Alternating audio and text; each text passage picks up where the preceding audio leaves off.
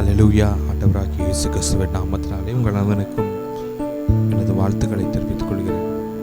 இந்த நேரத்திலும் நாம் நம்மை ஜீவனுள்ள பலியாக ஆண்டவருக்கு அர்ப்பணிக்க நாம் அழைக்கப்பட்டிருக்கிறோம். பிரியமானவர்களே, என்னோடு கூட சேர்ந்து இந்த பாடலை பாடி நம்மை ஆண்டவருக்கு என்று அர்ப்பணிப்போம்.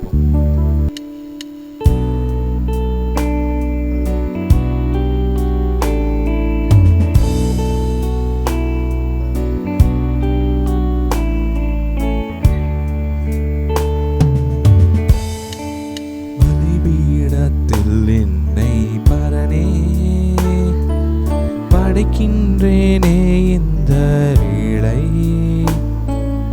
அடியேனை திருச்சித்தம் போல ஆண்டு நடத்திடுமே. அடியேனை திருச்சித்தம் போல ஆண்டு நடத்திடுமே.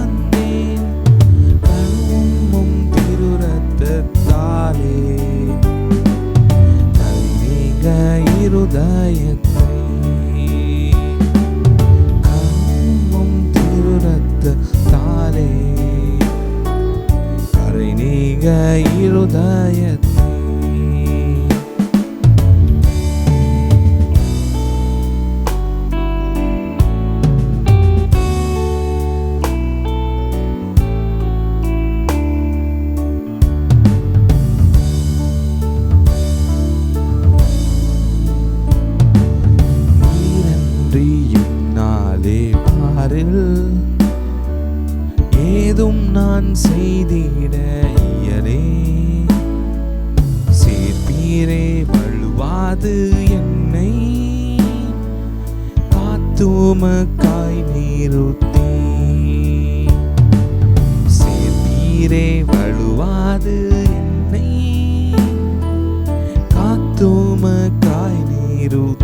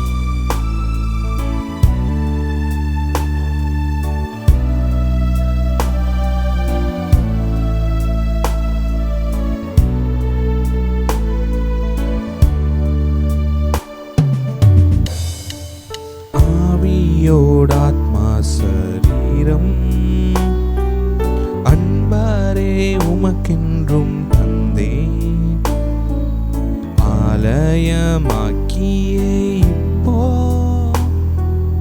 ஆசீர்வதித்தருளும். ஆலயமாக்கியே இப்போ ஆசீர்வதித்தருளும்.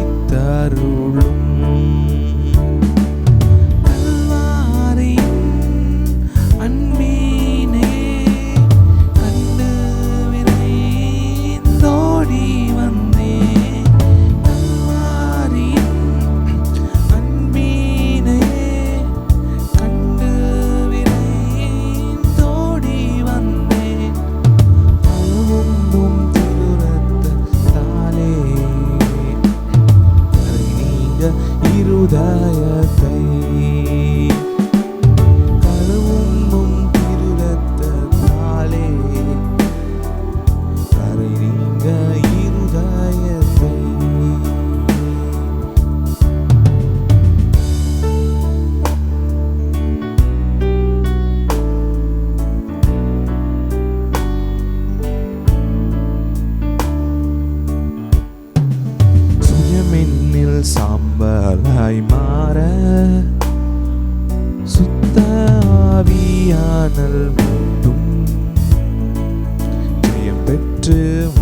மாமிசமாக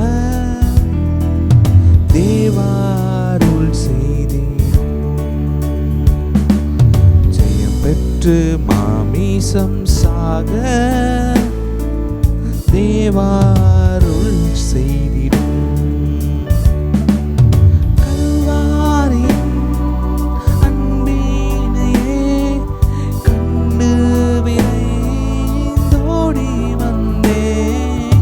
கல்வாரியின் அன்பினையே கண்டு விரைந்தோடி வந்தேன். கழுவும் திருரத்தத்தாலே கரை நீங்க இருதயத்தை. கழுவும் திருரத்தத்தாலே கரை நீங்க இருதயத்தை.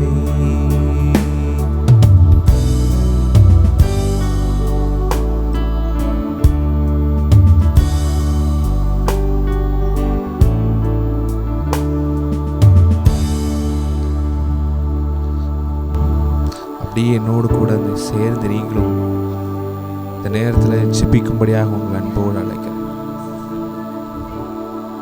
ஆண்டவரே, எங்களை நாங்கள் அர்ப்பணிக்கிறோம். ஆண்டவரே, அர்ப்பணிக்கிறோம். ஆண்டவரே,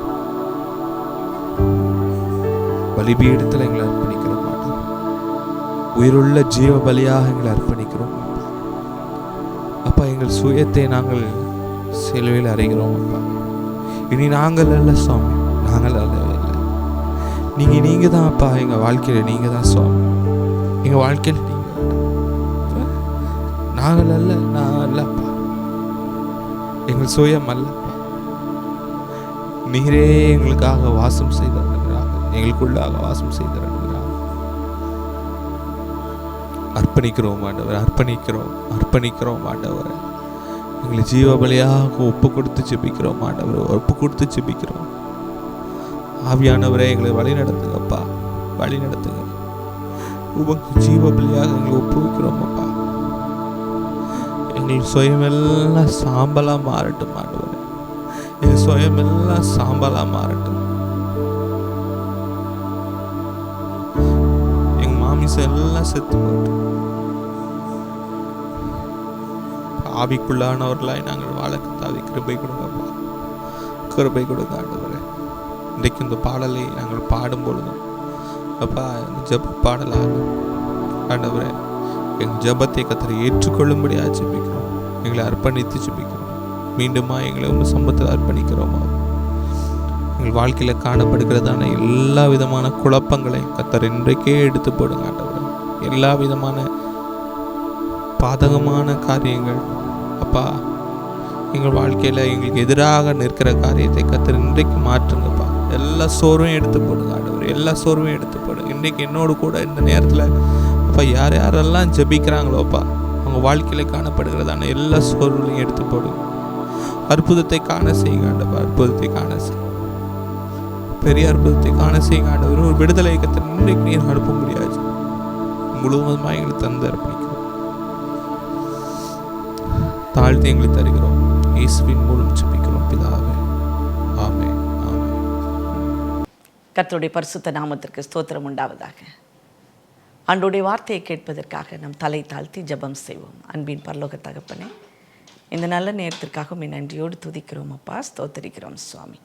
ஆண்டவரே, இன்றைக்கு உம்மை குறித்து நாங்கள் ஆண்டவரை தியானிக்க போகிறோம் சுவாமி. உமக்கு செய்த தைலாபிஷேகத்தை குறித்து நாங்கள் தியானிக்க போகிறோம். கர்த்தர் எங்கள் உள்ளத்தை கொழுந்து விட்டு எரிய செய்யுங்கப்பா. உம்முடைய வார்த்தைகள் எங்களோடு கூட பேசட்டும் அப்பா. நீர் விரும்புகிற காரியமாய் அதை மாற்றும்படியாக ஜெபிக்கிறோம்.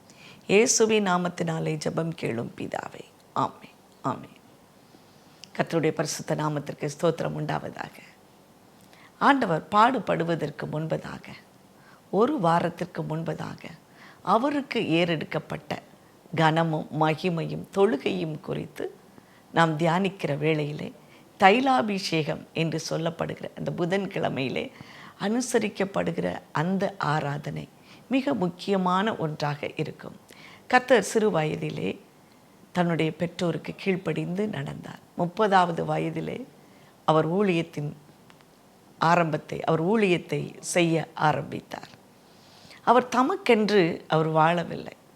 ஆனால் பாருங்கள், இந்த பஸ்கா பண்டிகைக்கு முன்பதாக அவர் தமக்கென்று வருகிற கனத்தை அவர் ஏற்றுக்கொண்டார் எல்லாவற்றிலும். ஆனால் வேத பிரமாணம் நிறைவேறும்படியாகவே அவர் அதை ஏற்றுக்கொண்டார் என்று சொல்லி நாம் வாசிக்க முடியும். பிரியமானவர்களே, இன்றைக்கும் திருச்சபைகள் தோறும் இந்த ஒரு வாரம் பெரிய வாரம் என்று சொல்லி ஆராதனைகளை அனுஷ்டிக்கிறார்கள்.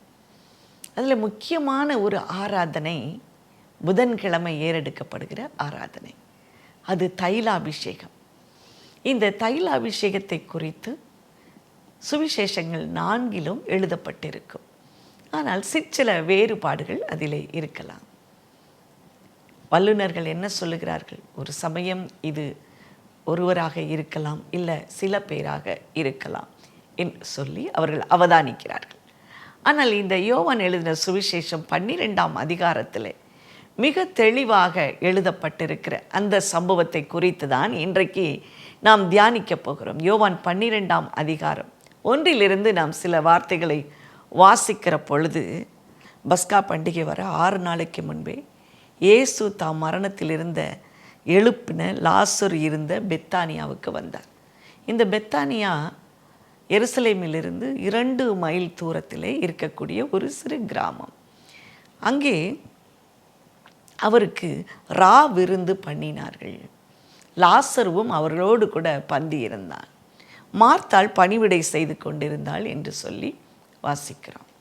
அங்கே மரியாள் விலை உயர்ந்த நளதம் என்னும் தைலத்தின் ஒரு ராத்தலை கொண்டு வந்து அதை இயேசுவின் பாதங்களில் பூசி தன் தலை மயிரினால் அவருடைய பாதங்களை துடைத்தாள். அந்த வீடு முழுவதும் தைலத்தின் பரிமளத்தினால் நிறைந்தது.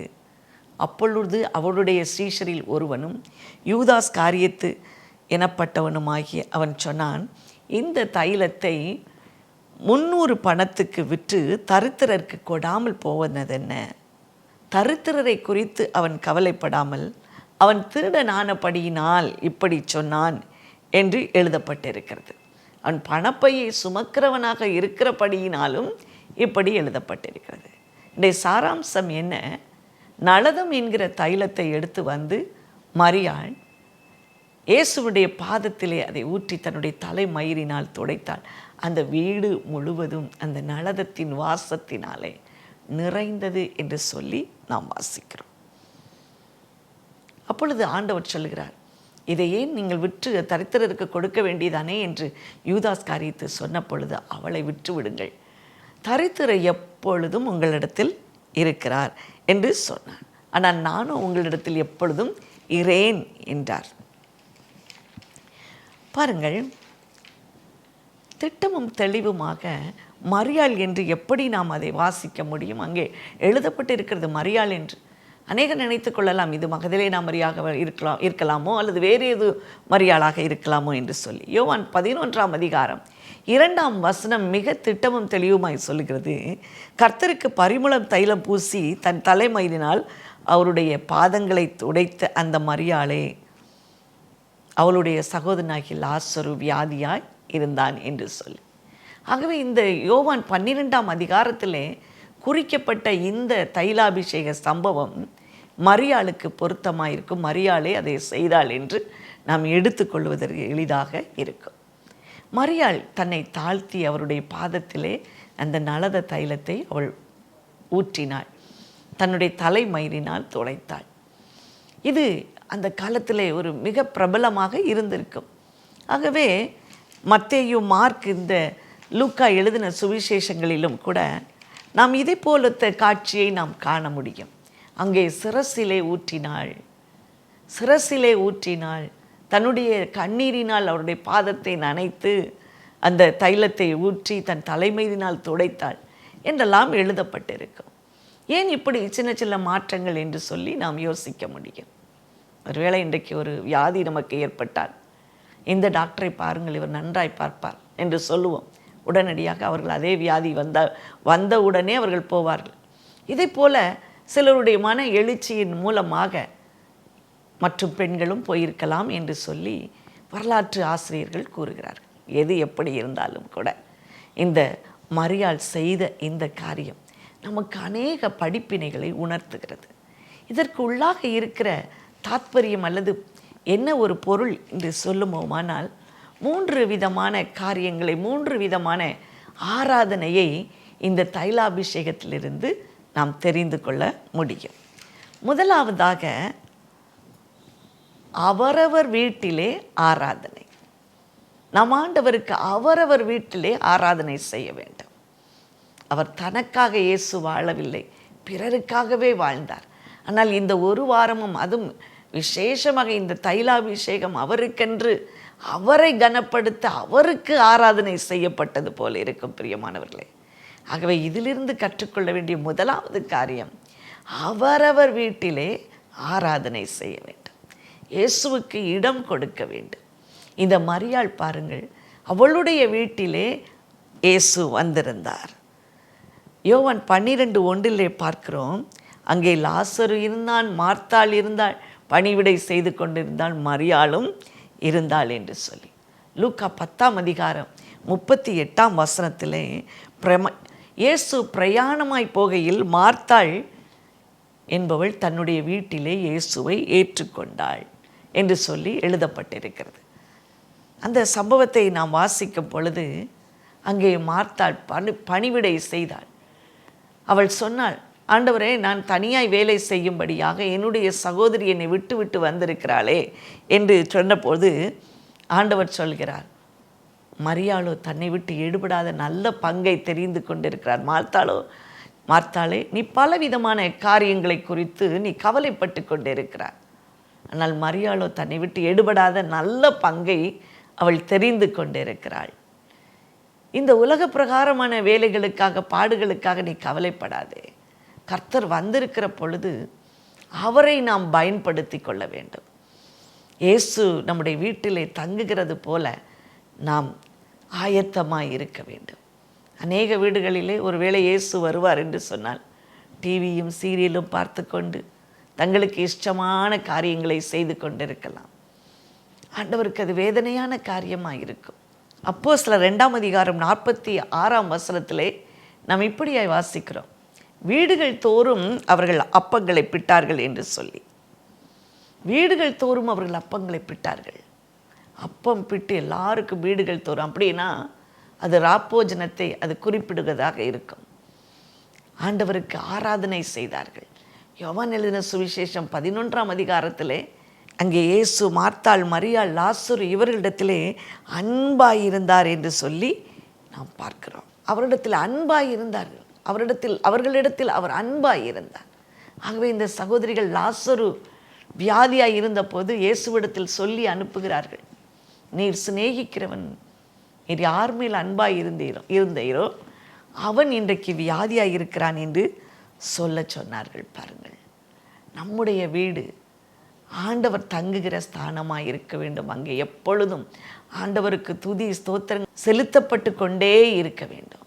ஆண்டவருக்கு செலுத்தப்பட்டு கொண்டே இருக்க வேண்டும். காலையிலும் ஆராதனை, மாலையிலும் ஆராதனை செய்கிற ஒரு ஸ்தலமாய் அது இருக்க வேண்டும், ஒரு ஸ்தானமாய் அது இருக்க வேண்டும். கர்த்தர் அதைத்தான் விரும்புகிறார். செப்பனியா 3:17 சொல்லுகிறது, தேவனாகிய கர்த்தர் உன் நடுவில் இருக்கிறார். தேவனாகிய கர்த்தர் உன் நடுவில் இருக்கிறார். அவர் எல்லாவற்றையும் பார்த்து கொண்டிருக்கிறார். ஏதோ வந்து போகிற விருந்தாளியை போல் அல்ல, அவர் நம்மோடு தங்குகிற ஒரு தகப்பனாய் இருக்க வேண்டும். அவருக்கு எப்பொழுதும் ஆராதனை செய்கிற எந்த ஸ்தானத்திலும் வந்து அவர் நம்மை ஆசீர்வதிப்பார். அவருடைய நாமத்தை தொழுது கொள்ளுகிற எந்த ஸ்தானத்திலும் வந்து அவர் நம்மை ஆசீர்வதிப்பார். ஆகவே அவரவருடைய வீடு அவரவர் ஆராதனை செய்கிற ஸ்தலமாய் இருக்கட்டும். இந்த மார்த்தாள், மரியாள், லாசரு தங்கியிருந்த வீட்டில் இயேசு வந்தார். இயேசுவுக்கு மரியாள் நல்ல தைலத்தை அவருடைய பாதங்களிலே ஊற்றி தன்னுடைய தலை மயிரினால் துடைத்தாள் என்று சொல்லி வாசிக்கிறோம். பாருங்கள், தங்களுடைய வீட்டிலே அவர்கள் ஏற்றுக்கொண்டது நிமித்தமாக கர்த்தர் அவர்கள் மேலே அன்பாய் இருந்தார். இன்றைக்கு நம்ம வீட்டுக்குள்ளே இயேசு வரும்போது நம்மேல் அவர் பிரியமாய் இருப்பார், நம்மை அவர் சிநேகிப்பார். நம்முடைய வீட்டில் உள்ள எல்லா காரியங்களும் அவருக்கு தெரிவிக்கப்பட்டிருந்தது. எப்படி லாசரு அவன் வியாதியாக இருக்கிறான் என்று இயேசுவுக்கு தெரிவிக்கப்பட்டிருந்ததோ, அதே போல் நம்முடைய காரியங்கள் எல்லாம் நம்முடைய வீட்டிலே ஆராதனை நடக்கும் பொழுது நம்ம எல்லாவற்றையும் ஆண்டவருக்கு ஸ்தோத்திரத்தோடு கூடிய ஜெபத்தினாலே நாம் தெரியப்படுத்தி இருப்போம். நம்முடைய வீடு ஆண்டவருக்கு மறைவாக இருக்கவே முடியாது. நம்முடைய வீட்டில் உள்ள ஒவ்வொருவரையும் அவர் கண்ணோக்கமாக இருக்கிறவராக இருக்கிறார். இரண்டாவதாக இந்த தைலாபிஷேகம் நமக்கு கற்றுக் கொடுக்கிற இன்னொரு காரியம், அவரவருடைய இருதயத்திலே ஆராதனை செய்ய வேண்டும். 3 பேர் அந்த வீட்டிலே இருக்கிறார்கள். மார்த்தாள், மரியாள், லாசரு. மார்த்தாள் எப்படி ஆண்டவரை ஆராதித்தாள் பாருங்கள். அவருக்கு பணிவிடை செய்வதன் நிமித்தமாக ஆண்டவர் சிலரை தெரிந்து கொண்டிருக்கிறார். எதற்காக தெரிந்து கொண்டிருக்கிறாராம்? அவரை சேவிப்பதற்காக, அவரை நேசிப்பதற்காக அவர் நம்மை தெரிந்து கொண்டிருக்கிறார். பணிவிடை செய்யவும் தூபம் காட்டவும் லேவியரை தெரிந்து கொண்டார் என்று சொல்லி நாம் பழைய ஏற்பாட்டிலே பார்க்கிறோம். இந்த மார்த்தாள் அவருக்கு பணிவிடை செய்வதன் நிமித்தமாக தன்னுடைய இருதயத்திலே அவள் ஆராதித்தாள். லாசரு பாருங்கள், அவரை சிநேகித்தான். அவன் எப்படி அவரை ஆராதித்திருப்பான்? அவன் எப்படி ஆராதித்திருப்பான்? அவன் கல்லறைக்குள்ளே இருந்தவன். 4 நாளாய் அவனுடைய சரீரம் நாற்றம் எடுத்தது. இப்பொழுதோ அவன் உயிரோடு இருக்கிறான். அப்படி என்றால் அவனுடைய இருதயம் எப்படியாய் ஆண்டவருக்காக அது விருப்பத்தோடு இருக்கும்? பிரியமானவர்களே, எப்படியாய் அவன் ஆராதனை செய்தான். இந்த மரியாளோ பாருங்கள், அவள் எப்படி அவருக்கு ஆராதனை செய்கிறாளாம். ஒரு காரியத்தை அப்படியே டெமான்ஸ்ட்ரேட் பண்ணி காட்டுகிறாள், நடித்து காட்டுகிறாள். அவருடைய இடத்துல அன்பாய் இருக்கிறதே, அழத தைலத்தை கொண்டு வந்து அதை அவருடைய பாதங்களிலே ஊற்றினாள் என்று சொல்லி நாம் பார்க்கிறோம். இது லேசான காரியம் அல்ல. எவ்வளவு அன்பு இருந்தால் இப்படி செய்ய முடியும் என்று நாம் பார்க்க முடியும். உபாகமம் புத்தகம் 4ஆம் அதிகாரம் 6ஆம் அதிகாரத்தில் எல்லாம் நாம் வாசிக்க முடியும். உன் தேவனாகிய கர்த்தரிடத்தில் உன் முழு இருதயத்தோடு, உன் முழு ஆத்மாவோடு, உன் முழு பலத்தோடு நீ அன்பு கூறுவாயாக என்று சொல்லி, நீ உன் முழு பலத்தோடு அன்பு கூறுவாயாக. நீ அப்படியாய் உன் முழு இருதயத்தோடு முழு பலத்தோடு நீ அவரை தேடும்போது அவர் உனக்கு தென்படுவார், அவரை நீ கண்டடைவாய் என்று சொல்லி எழுதப்பட்டிருக்கிறது. பெண்களுக்கு தலைமுடி ஒரு பெருமை மிகுந்ததாக இருக்கும். ஒரு ப்ரைடு, ஒரு பெருமையை கொடுப்பதாக இந்த தலைமுடி இருக்கும்.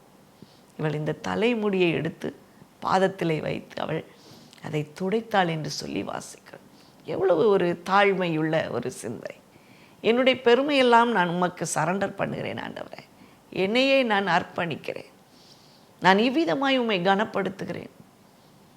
நான் ஒன்றுமில்லை, நான் சிறுகவும் நீர் பெருகவும் வேண்டும். ஆகவே தான் அவள் ஆரம்பத்திலிருந்தே பார்க்கும் பொழுது அவருடைய உபதேசங்களை அவருடைய காலடியில் இருந்து அவள் கற்றுக்கொண்டிருந்தாள், உற்று கேட்டுக்கொண்டிருந்தாள். தேவையானது ஒன்றே. மரியாளோ தன்னை விட்டு எடுபடாத நல்ல பங்கை தெரிந்து கொண்டாள். நல்ல பங்கு. இங்கே தரித்திரர் இருக்கிறார்கள், இயேசு இருக்கிறார். அவள் நல்ல பங்கை அவள் தெரிந்து கொண்டாள். இயேசுவுக்கு ஆராதனை செய்வதை, இயேசுவை கனப்படுத்துவதை, இயேசுவை மகிமைப்படுத்துவதை அவள் தெரிந்து கொண்டாள் என்று சொல்லி நாம் பார்க்கிறோம். மாத்திரமல்ல, அவளை சுற்றி இருக்கிறவர்கள் எல்லாரும் அவளை விமர்சிக்கிறார்கள். இந்த யூதாஸ் காரியத்தை சொல்லுகிறான், இந்த தைலத்தை 300 பணத்துக்கு விற்று ஏழைகளுக்கு கொடாமல் போனது என்ன என்று கேட்டு அவளை குற்றப்படுத்துவதை பார்க்கிறோம். எல்லாரும் சுற்றி இருக்கும்போது என்ன நினைப்பார்களோ, இது ஒரு அவமானமான காரியம் அல்லவா என்று அவள் எண்ணவே இல்லை. அவள் தன்னை முற்றிலுமாக தாழ்த்தி விட்டாள். இந்த விமர்சனங்களை கடந்து அவரை ஆராதனை செய்கிறவர்களாக மாற்றினார்.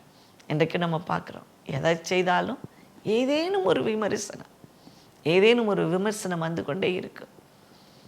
அநேகர் ஊழியத்துக்கு வர வேண்டும் என்று சொல்லி ஆண்டவர் எப்படியாவது ஆண்டவரை குறித்து பேச வேண்டும் என்று சொல்லுகிறவர்கள் கூட இன்றைக்கு அவர்களை குறித்த விமர்சனம் இப்படி வந்துவிடுமோ என்று சொல்லி அநேகர் முன்வராமல் போவதை பார்க்கிறோம். இதுதான் இந்த கடைசி நாட்களிலே பிசாசின் திட்டமாய் இருக்கிறது. எப்படி ஊழியம் செய்தாலும் எதை செய்தாலும் குறை கூறுகிறவர்கள் கூறிக்கொண்டே இருக்கிறார்கள். அதுவும் எப்படி நன்றாய் இருப்பது போல குறை கூறுகிறார்கள். தரித்திரர் இருக்கிறார்களே, எவ்வளவு கரிசனை தரித்திரர் மேலே. எப்படித்தான் பிசாசானவன் சிலரை வஞ்சித்து கொண்டிருக்கிறான், விசுவாசத்தை விட்டு வழி விலகி போக செய்து கொண்டிருக்கிறான், ஊழியம் செய்ய முடியாத படிக்கு தடை பண்ணி கொண்டு இருக்கிறதை இந்த நாட்களிலே பார்க்கிறோம்.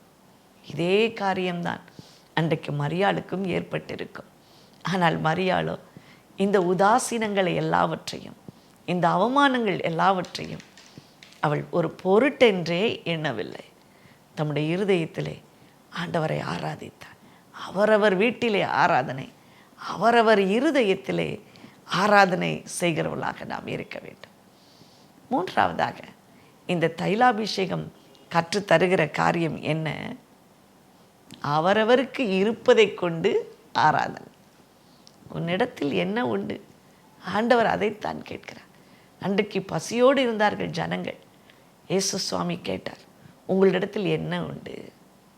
எங்களிடத்தில் சில மீன்கள் உண்டு. 4000 பேருக்கு அவர் அதை பங்கிட்டார். 5 அப்பம் 2 மீனை 5000 பேருக்கு அவர் பங்கிட்டார். உங்களிடத்தில் என்ன இருக்கிறது? அதை கொண்டு வார். இன்றைக்கு நம்மிடத்தில் ஏதேனும் ஒன்று இருக்கும். ஆபேலும் காயினையும் பாருங்கள். ஆபேலை குறித்து நம் ஆதியாகமத்திலே பார்க்கும் பொழுது, அவன் தன் மந்தையிலே தலையீற்றுகளிலும் அவைகளில் கொழுமையானவைகளையும் கொண்டு வந்தான். காயின் தன் நிலத்தின் கனிகளை கொண்டு வந்தான். கர்த்தர் ஆபேலையும் அவன் காணிக்கையையும் அங்கீகரித்தார். தலையீற்றுகளையும் கொழுமையானவைகளையும் அவன் கொண்டு வந்தான். வேற எங்கேயோ இருந்து கொண்டு வரவில்லை, தன்னுடைய மந்தையிலிருந்து கொண்டு வந்தான். காயினை பாருங்கள், எங்கேயோ இருந்து கொண்டு வரவில்லை, தன்னுடைய நிலத்தில் விளைந்ததை அவன் கொண்டு வந்தான். ஒரு நாள் இயேசு எப்படித்தான் காணிக்கை பெட்டியின் அருகிலே உட்கார்ந்து அவர் பார்த்து கொண்டிருந்தாராம். மார்க் எழுதின சுவிசேஷம் 12ஆம் அதிகாரத்தில் 41வது வசனத்திலிருந்தே நாம் வாசிக்க முடியும். யார் யார் எவ்வளவு போடுகிறார்கள் என்று பார்த்து கொண்டே இருக்கிறார். ஐஸ்வர்யவான்கள் தங்களுக்கு உண்டானதிலிருந்து அவர்கள் போட்டு கொண்டே இருக்கிறார்கள். அப்பொழுது ஒரு ஏழையான விதவையும் வந்து காணிக்கை போடுகிறார். இயேசு தம்முடைய சீஷர்களை பார்த்து சொல்கிறார், இந்த விதவை பாருங்கள், ஒரு துட்டுக்கு சமமான 2 காசை போட்டாள்.